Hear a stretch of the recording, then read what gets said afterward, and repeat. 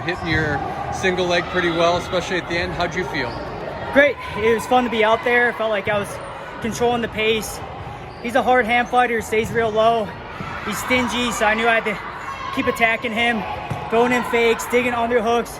Eventually he'd open up, and I was able to capitalize on a couple takedowns. I was hoping to get some turns, but we were kind of at the edge every time we got a takedown. So definitely some room to keep getting better, but it's just fun to compete out there, you know.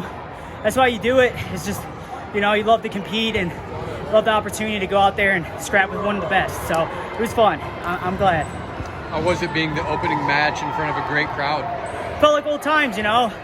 Back when I was in college, it started off every match, and it was fun. The pressure's off now. I can enjoy watching some really good wrestling after this, and I love getting the fans into it. I try to be aggressive, allow people to just watch how I get to my attacks and stuff like that, and I try to put on a show. So, what are your plans right now? You're at Cal Baptist. Yeah. Take us through your competitive plans and what you see for the future. Yeah. You know, right now I got that itch again. I've talked to our head coach about it. You know, I feel like it's inspirational for the guys on the team for me to keep going.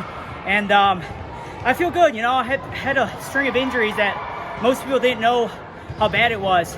So it took me out for a couple years, but, you know, I've been healthy, knock on wood, the last couple years. And, you know, I feel like I'm in the right place at the right time. And I'm just enjoying it. There's no pressure. I love to compete. I do it to glorify Christ. And it's just fun, man. You know, you only can have so many years in the sport, and I still feel like I'm young enough to compete at the highest level. So, you know, it's a year-by-year thing, but God willing, you know, I'll go after it this year and try to make a team. How'd you deal with those injuries? Patience. It taught me a lot about patience, trusting God's plan, and just not pushing through stuff, you know.